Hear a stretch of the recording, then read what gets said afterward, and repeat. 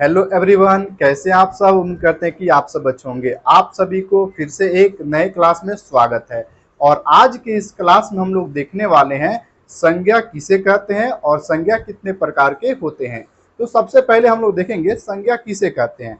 तो पहला क्वेश्चन है संज्ञा किसे कहते हैं। ठीक है, संज्ञा किसे कहेंगे। इस संसार में जितने सारे वस्तुएं हैं उनका कोई ना कोई नाम तो जरूर होगा। तो इस संसार में जितनी वस्तुएं हैं उन सभी के नाम को ही संज्ञा कहते हैं। तो लिखेंगे डिफिनेशन में, जिस शब्द से किसी व्यक्ति, वस्तु, स्थान के नाम का बोध हो तो उसे संज्ञा कहते हैं। जैसे राम, श्याम, पटना, हाथी इत्यादि। अभी आपको क्या बताया है कि इस संसार में जितने सारे नाम हैं उन सभी नामों को क्या कहा जाएगा, संज्ञा कहा जाएगा। ठीक है, चलिए आगे बढ़ते हैं। संज्ञा कितने प्रकार के होते हैं। तो संज्ञा 5 प्रकार के होते हैं। कौन कौन, चलिए आगे देखते हैं। पहला व्यक्तिवाचक संज्ञा, क्या होता है, व्यक्तिवाचक संज्ञा। दूसरा भाववाचक संज्ञा। तीसरा जातिवाचक संज्ञा। चौथा द्रव्यवाचक संज्ञा। पांचवा समूहवाचक संज्ञा।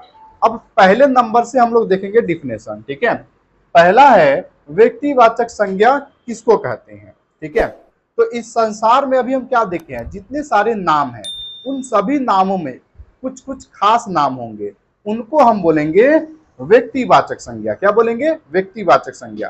तो पहला क्वेश्चन था हमारा, व्यक्तिवाचक संज्ञा किसे कहते हैं। तो लिखेंगे डिफिनेशन इसका, जिस शब्द से किसी विशेष व्यक्ति, वस्तु, स्थान के नाम का बोध हो तो उसे व्यक्तिवाचक संज्ञा कहते हैं। जैसे भारत, चीन, रमेश, किताब इत्यादि, ये सभी व्यक्तिवाचक संज्ञा में आ जाएंगे। ठीक है, चलिए दूसरा क्वेश्चन देखते हैं। दूसरा क्वेश्चन है भाववाचक संज्ञा किसे कहते हैं। अब देखिए इसमें जिसमें भाव का सबसे ज्यादा महत्व दिया जा रहा हो, जैसे दुख, दर्द, ये सब क्या है, भाव। रोना, सोना, ये सब क्या है, भाव है। ठीक है, चलिए तो लिखेंगे डिफिनेशन में, जिस शब्द से किसी चीज या पदार्थ की अवस्था, दशा या भाव का बोध हो तो उसे भाववाचक संज्ञा कहते हैं। जैसे मोटापा, बचपन, थकावट इत्यादि, ये सब भाववाचक में आ जाएंगे। चलिए आगे बढ़ते हैं और 3 नंबर देखते हैं। 3 नंबर में क्या था, जातिवाचक संज्ञा। देखिए अब जो नाम हम लोग पढ़े हैं, इस संसार में जितने सारे नाम हैं कुछ जातियां भी होंगी, तो उनके आधार पे हम लोग देखेंगे। चलिए 3 नंबर क्वेश्चन है, जातिवाचक संज्ञा किसे कहते हैं। तो लिखेंगे डिफिनेशन में, जिस शब्द से किसी व्यक्ति, वस्तु, स्थान की संपूर्ण जाति का बोध हो तो उसे जातिवाचक संज्ञा कहते हैं। जैसे पक्षी, लड़का, घोड़ा, नारी, गांव, टीवी इत्यादि, ये सब जो है ना जातिवाचक संज्ञा है। क्या है, जातिवाचक। आगे बढ़ते हैं।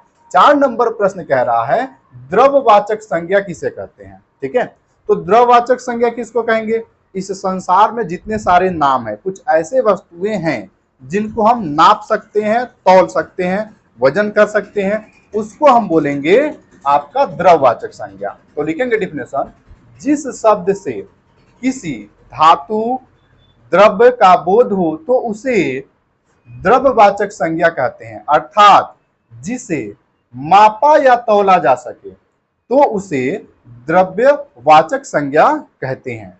जैसे चावल, चावल को वजन किया जा सकता है।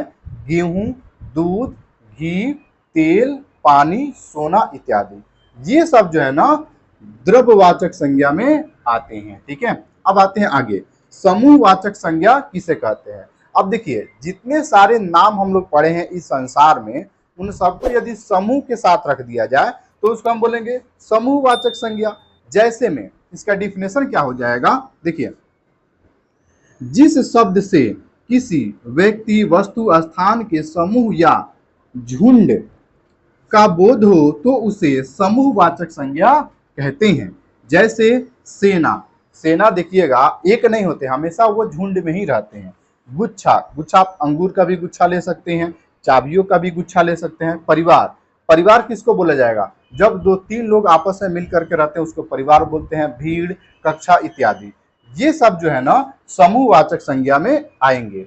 तो आज के क्लास में इतना ही, फिर मिलते हैं अगले क्लास में। तब तक के लिए जय हिंद, वंदे मातरम। और अभी तक आपने मेरे चैनल को सब्सक्राइब